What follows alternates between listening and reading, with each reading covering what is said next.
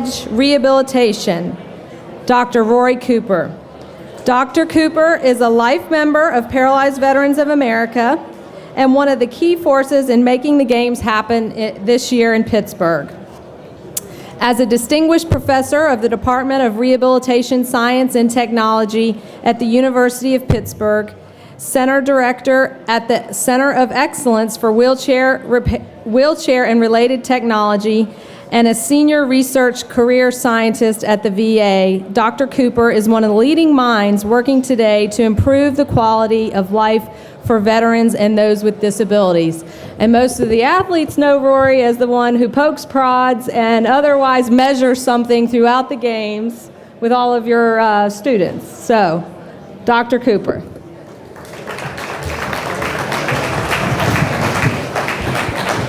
Thank you, Nicole. Nicole said I need to stretch, keep you here a little bit longer. It's a pleasure to be here. I'd like to speak to you tonight really more on behalf of the athletes. I've been coming to the Games as a competitor since 1983. I was injured in 1980, and actually I'm a soldier, but I was introduced to the Games by our Marine who will actually be an official in these Games, Tim Davis, who lost both legs in the Tet Offensive. And he came to the 1982 Games and came back and said, Rory, this is the greatest thing that the VA has ever done. You need to participate. He got me hooked in 1983, and I've come ever since. And I've seen it as a novice athlete, looking at those in my era, the Vietnam athletes who had the experience. I learned a lot of things at the Games, things that you might not think about. How to, one day the elevators weren't working in the hotel, and I heard this funny noise coming in the stairwell. And I looked in the stairwell, and there were athletes going backwards, bouncing down the stairs. They taught me how to go down the stairs. I noticed that when there was a line for the elevator, a bunch of them would line up and go up the escalator, so I learned how to go up the escalator. And I learned that there was sports. I had run before I was injured, and actually had qualified for the Olympic trials in 1980 in the 5,000 meter, and running was a big part of my life, and coming to the Games and seeing wheelchair racing and getting that feeling back was important to me.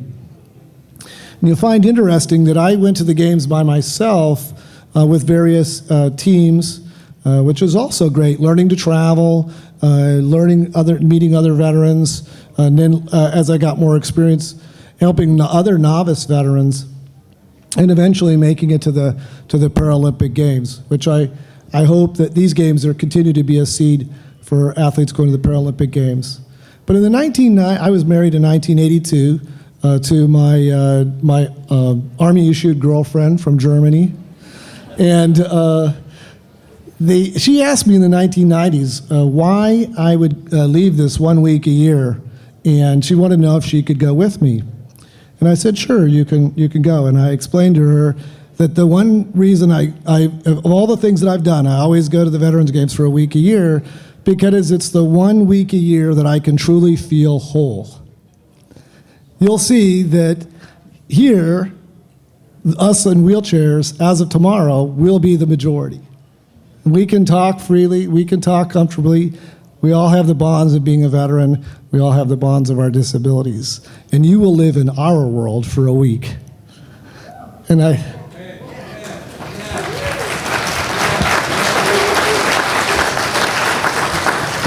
think, and my wife started coming in the 1990s, and now she comes every week and has been coming for 20 years.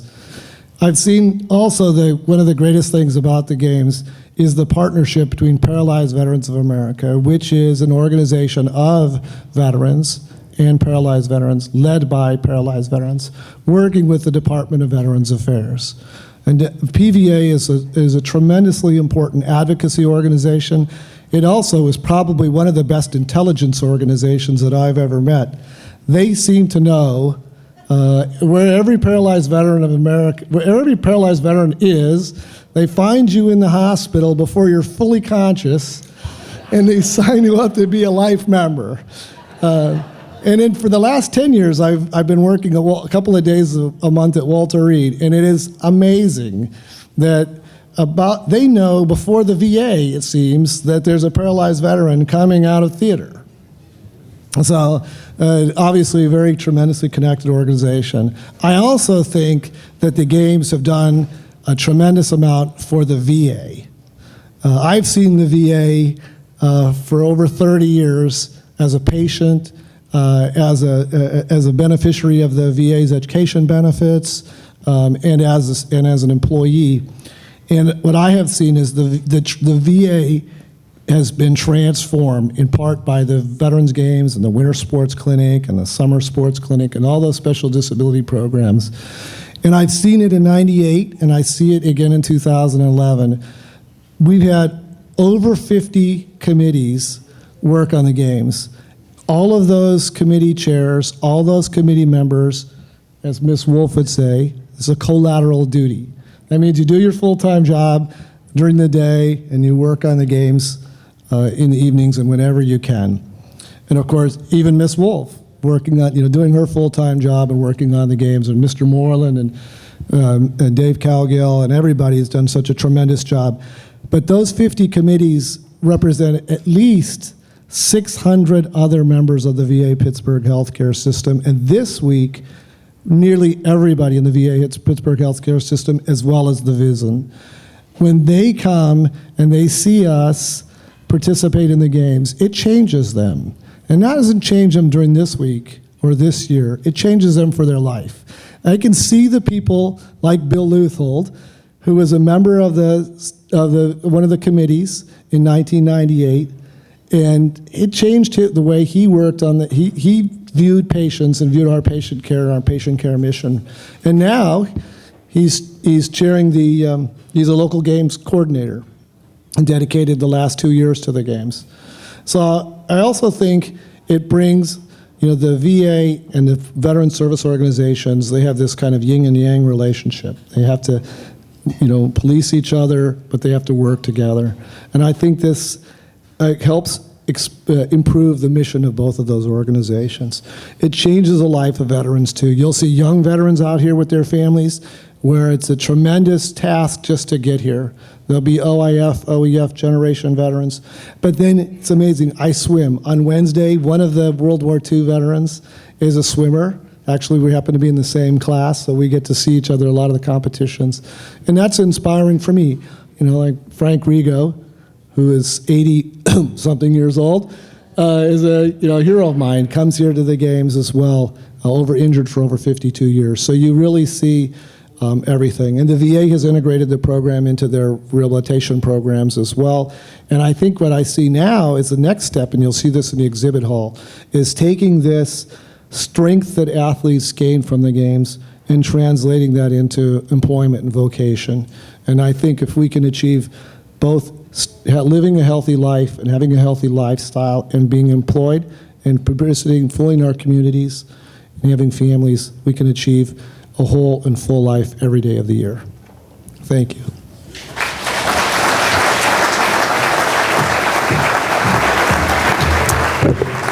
Thank you, Rory.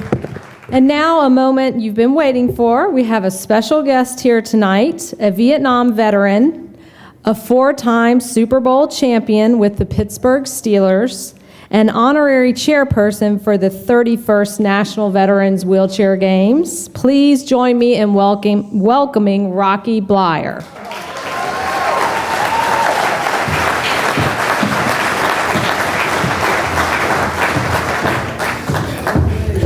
Thank you, everybody, for staying around. The best part of this is I'm the last speaker. Then you get to go home for taking the time on a Sunday to get together to not only network, but ultimately to support these games. PVA, thank you for putting them on and coming to this fair city.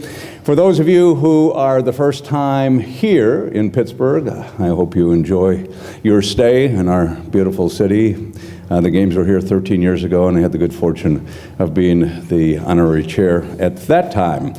For those who are not Steeler fans, and as I wanted to say that this is your first time, you may wonder who I am, just to put in perspective. If I should say Terry Bradshaw, just raise your hand. Do you recognize that name? Okay, fine. If I should say Franco Harris, I'm the other guy, okay? Just to put in perspective of where I fit in through that period of time in the 70s. But it's a pleasure for me to be able to, once again, to be a co-honorary chair, along with Art Rooney II, who's not here, but he'll be here tomorrow, and he'll be here throughout the week. And so we're very happy to be able to host this affair. You know, football, and having spent a couple years in the military, but most of my life has been involved in the world of football on one level or another, and it's much like these games and the athletes that you will see, the competition that takes place. And playing the game of football as a comparison or any competition is much like life, if you may think about that. In the game of football, there is a beginning, there is a middle, and there is an end. Much like life, where there's birth, life, death. And depending on how your team has prevailed, there's a mourning period. And then ultimately, there's a renewal. We start a game over, we start a season over. And it creates one word, football does, or sports and specifically, much like life, and that one word is hope. Because as we find ourselves saying, God, I'm glad that season's underway, and I hope we have a good one, and I hope we can win, and I hope everybody, and we got the right draft choices, and I hope we got a good team, and I hope we can win our division. I hope my kids have a great experience. I hope I can win this competition. God, I hope we can get to the playoffs. I hope we can get to a bowl game. I hope I can get to a championship game. God, I hope we can get to the Super Bowl. Even if your team, no matter where you may come from, doesn't get to the Super Bowl, you hope the team you like the least beats the team you hate the most. But the one business that we have to understand that we're really in, no matter what we do, and especially here, is that we're really all in the hope business of one nature or another. Whether you're here supporting the games, manufacturer of the games, whether you provide a service or not, we're really all in the hope business. Because no man is an island, if you think about it. We didn't get to where we are today by ourselves, no matter what we do. We got here because of someone, something. An opportunity that presented itself, an open door. We got here because of a coach along the way, maybe a parent, a drill sergeant, a doctor. Somebody who poked us and prodded us and kicked us in the rear and got us through that door. And my life was started with hope. I mean, it has to start one place, that little kernel, that turning point, somewhere, that belief that somebody gave you that you can take the next step. And mine started with the greatest football game I ever had the opportunity to play in. I was 9 years old, just to put things in perspective. I was playing Dickie Weisgerber, my next door neighbor. Being born and raised in a small Midwestern town, Appleton, Wisconsin, and see, for us cheeseheads, I mean, football was a big part of our lives. There's not a lot to do up there during the fall. And we had an extensive schedule, just to put in perspective for you, Dickie and I. We had home and away games. Now, this particular Saturday afternoon happened to be an away game for me, so of course, I had to go across the street, pick up Dickie and play on his side lawn, but what a game. Let me tell you, what a game. I scored 51 touchdowns that afternoon, and I gained a little over 500 yards, but more importantly, I shut him out, and the sucker didn't score. And boy, I knew I had his number, and it was a beginning for me of a belief system. And just because Dickie was 5, I mean, it shouldn't take anything away from my personal achievement. I mean, because he was a big 5. He was a tough kid, and but we have turning points, and they become important no matter what we may do. Somebody that allows us and gives us a chance and gives us a belief. And sports did that for me along the way. Because of every organization that I had been attached to, there was always one person, be it a coach, surrounded by a group of individuals coming together that supported you as part of an entity or part of a team. And because of their success, one would rise to the top with the rest of them. It happened in high school and happened in college. And obviously for me, it happened here throughout the 70s and playing with that team that allows me to wear 4 Super Bowl rings. But one turning point. as we all have those turning points in our lives. And sometimes they have to be reinforced, as we well know, along the way. And I can remember when I was lying in that hospital room just out of the field in Vietnam, with IVs running in and out of my body, for those who have ever had that experience, a morphine drip to take the pain away. But more importantly, all those questions that rush through your mind of why me, now what? What's going to happen? Where's my future? What does it hold? Where do I go? And across from me, it's kind of quite interesting, was a young soldier who was a triple amputee, lost his left arm and both legs. And every day, the aides would come in and they would help him get out of that bed. And he'd grab that little trapeze and swing his torso into his wheelchair and on his way to therapy, and they'd roll him out. But he'd make time, and he stopped at every bed on the way. And he'd stop next to mine. And he'd say, "Hey, how you doing today? You know, you look pretty good today. Because let me tell you, yesterday, you look like crap. Now we got some good docs here, and they're going to take care of you, and you know, you'll get out of here, and I'll see you back in the real world one of these days." And I thought to myself, wow, if any man could be embittered with his lot in life, possibly that young man, having to live with those atrocities that had taken place thousands of miles away, but yet he chose to make a difference. He chose to have a positive attitude. He chose to share that attitude with other people. And that's what you have done with your generosity of being here as sponsors, with your support being here, and with the people that you have gathered together to be able to sit in the stands and watch these athletes perform, and these are the 31st games, is tremendous. So it's not just necessarily the money that allow these games to be here, but it's that turning point that gives them the impetus to go on and gives us the hope to move forward. So for that, I thank you very much. Congratulations.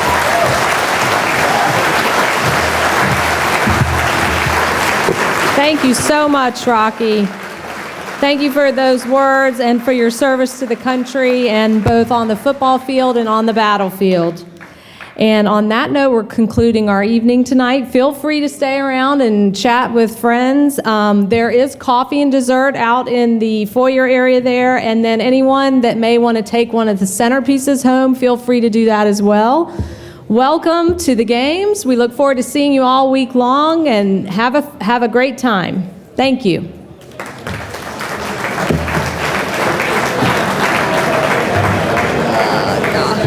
Thank you.